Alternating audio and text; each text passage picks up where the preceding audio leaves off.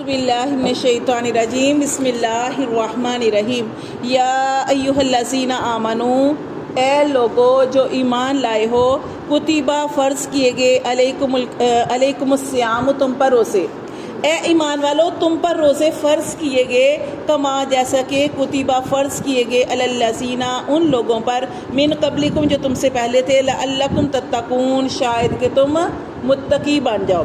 اللہ تعالیٰ نے بڑے پیارے انداز سے مخاطب کیا ایمان والوں کو کہ جیسے ماں اپنے بچے سے کہتی ہے اے میرے بیٹے اے میرے شہزادے، جیسے ماں مختلف ناموں سے اپنے بچے کو پکارتی ہے، ایسے ہی اللہ تعالیٰ نے بڑے پیارے انداز سے ایمان والوں کو بتایا کہ مخاطب کیا اور کہا اے میرے حکموں کو ماننے والو، اے میرے حکموں کو ماننے والو۔ دیکھو اللہ کہہ رہے ہیں ایمان والو، مسلم اور مومن میں فرق ہے۔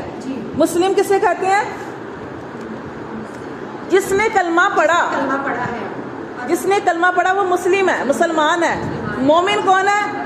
اللہ کے حکموں کو ماننے والا، اللہ کے حکموں کو ماننے والا۔ تو اللہ تعالیٰ نے یہاں پہ کہا اے ایمان والو، یعنی اللہ نے بڑے دعوے سے کہا اے میرے حکموں کو ماننے والو، تم پر روزے فرض کیے گئے جیسے کہ فرض کیے گئے ان پر جو تم سے پہلے تھے، کہ تمہارے اوپر ہی نہیں فرض کیے گئے۔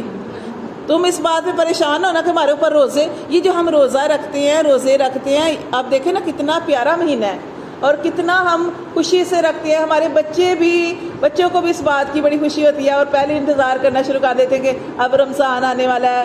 اور اللہ تعالیٰ نے ہمیں اتنی نعمتیں دی ہوتی ہیں، لیکن ہاں اللہ رزق بڑھا دیتے ہیں۔ اللہ تعالیٰ نے اتنی نعمتیں دی ہوتی ہیں، ہم اس طرح نہیں کھاتے، اس طرح اہتمام نہیں کرتے، کبھی اسپیشل اس طرح بیٹھ کے نہیں کھاتے، لیکن کیسے کہ سارے ایک ٹائم پہ روزہ رکھتے ہیں، ایک ٹائم پہ ہم کھولتے ہیں، کتنا اچھا لگتا ہے۔ اور اتنی نعمتیں ہوتی ہیں، ہر بندہ ایسے ہے جیسے مہمان آیا ہے، یعنی اپنے لیے اہتمام کرتے ہیں۔ تو اللہ تعالیٰ نے یہ اتنا پیارا مہینہ ہے کہ اس میں دعائیں قبول ہوتی ہیں، اس میں قرآن پڑھا جاتا ہے۔ یہ قرآن مجید بھی اس میں ہم پڑھیں گے، قرآن مجید بھی اس مہینے میں نازل ہوا۔ تو یہ بہت پیارا مہینہ ہے، اس میں مغفرت کی جاتی ہے، بخشش کی جاتی ہے، اس میں لیلۃ القدر آتی ہے، اس میں طاق راتیں آتی ہیں، ٹھیک ہے۔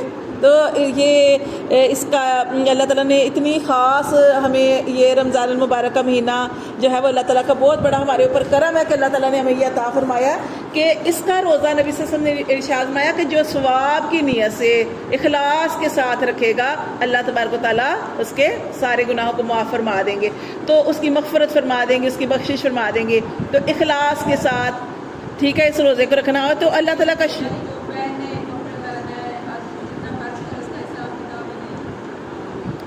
تو اللہ تعالیٰ نے یہاں پہ میں تسلی دی کہ تم پریشان نہیں ہونا کہ تمہارے اوپر روزے فرض ہو گئے۔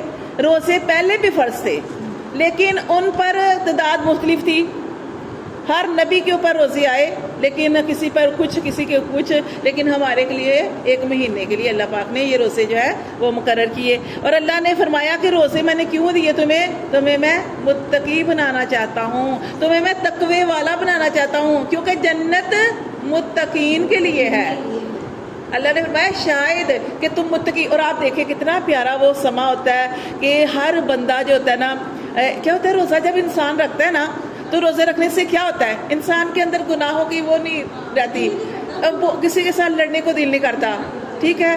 جو ہمارے اندر وہ جو ہم کھاتے ہیں پیتے ہیں اور جو ہمارے اندر طاقت ہوتی ہے وہ ختم ہو جاتی ہے نا، تو ٹھیک ہے نا۔ وہ کیا ہوتا ہے کہ ہم روزہ رکھنے سے انسان جو ہے وہ گناہوں سے بچ جاتا ہے، انسان جو ہے بے حیائی سے بچ جاتا ہے، کیونکہ نبی صلی اللہ علیہ وسلم نے ارشاد فرمایا کہ اپنے نفس کو کنٹرول میں رکھنے کے لیے، کیونکہ آپ نے فرمایا نا کہ نکاح کرو، نکاح میری سنت ہے، پھر آپ نے فرمایا جو نکاح نہیں کر سکتا، اس کی استطاعت نہیں ہے، وہ کیا کرے، وہ روزہ رکھے۔ یہ نفس کو دباتا ہے، یہ برائی سے روکتا ہے، کیونکہ انسان جب روزہ رکھے گا تو آپ کو جیسے بتایا نا کہ انسان لڑائی نہیں کرتا، انسان روزہ رکھ کے سوچتا ہے کہ اب میں نے روزہ رکھا ہے تو میں نے اس کو، اللہ نے مجھے یہ روزہ رکھنے کی توفیق دی ہے تو اب میں نے نمازیں بھی پڑھنی ہے، قرآن بھی پڑھنا ہے، اللہ سے ذکر بھی کرنا ہے، دعائیں بھی کرنی ہے، اللہ سے جڑنا بھی ہے، اور اپنے آپ کے اپنے روزے کو میں نے اللہ کی بارگاہ میں قبول بھی کروانا ہے۔ تو اللہ تعالیٰ فرماتے ہیں کہ اس لیے روزے فرض کیے تاکہ تم متقی بن جاؤ، شاید کہ تم تقوی والے بن جاؤ۔ تو پھر آگے اللہ نے فرمایا ایام معدودات، تمہیں لگتا ہے نا بڑے دن ہے، 30 دن بڑے دن ہیں، 29 بھی ہو جاتی ہے.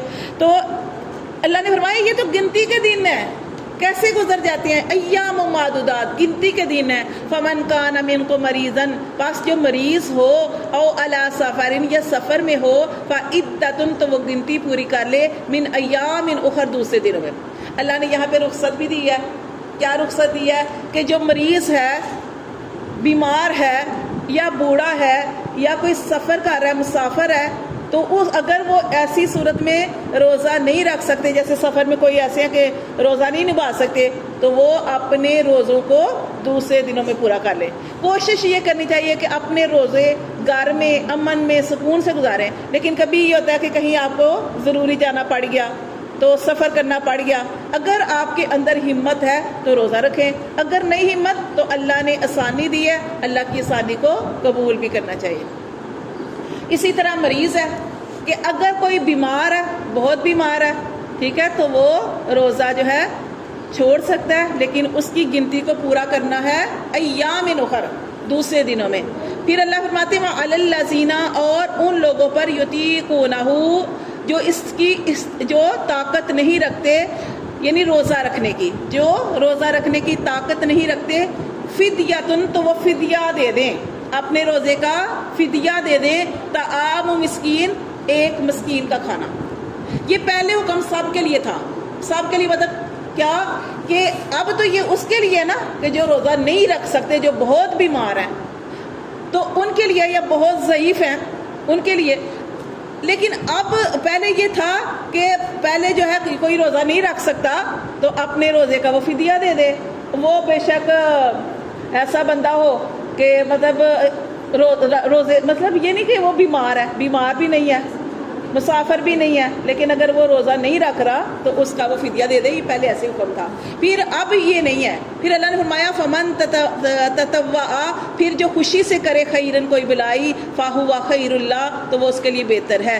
وان تصوموا، پھر اللہ نے فرما دیا وان تصوموا، یہ کہ تم روزے رکھو، خیر لکم، تمہارے لیے بہتر ہے. ٹھیک ہے، پہلے کیا تھا کہ کوئی بھی روزہ چھوڑ سکتا تھا، اس کا فدیہ دے دیتے تھے. فدیہ کیا تھا؟ ایک مسکین کا کھانا. ٹھیک ہے. اللہ فرماتے ہیں جس کا دل چلے، جو خوشی سے کرنے کی، کیا مطلب وہ روزہ بھی رکھے اور اللہ کی راہ میں بھی دے. پھر اللہ نے فرمایا وَأَن تَصُومُوا خَيْرٌ لَكُمْ، اگر تم روزے رکھو تو وہ تمہارے لیے بہتر ہے. ان کنتم تعلمون، اگر ہو تم جانتے کہ روزے کا کیا اجر ہے. پھر اللہ نے فرمایا شہر رمضان، شہر رمضان، رمضان المبارک کا مہینہ، الذی، وہ مہینہ ہے، انزلہ، کہ اللہ نے نازل کیا، فیہ القرآن، اس میں قرآن، ہدن، وہ قرآن کیا ہے؟ ہدایت ہے. کس کے لیے؟ للناسی، لوگوں کے لیے، وبینات، اور واضح نشانیاں ہیں اس میں، من الہدا، ہدایت کی، والفرقان، اور یہ قرآن کیا ہے؟ فرقان ہے، حق اور باطل میں فرق کرنے والی کتاب. فمن شاہدہ، پس جو پائے، منکم الشہر، تم میں رمضان کا مہینہ، جو کوئی تم میں سے رمضان کا مہینے کو پائے، فلیصمہ، اللہ نے فرما دیا اس کے روزے ضرور رکھو. اور یقین کریں صرف نیت کرنے کی بات ہوتی ہے.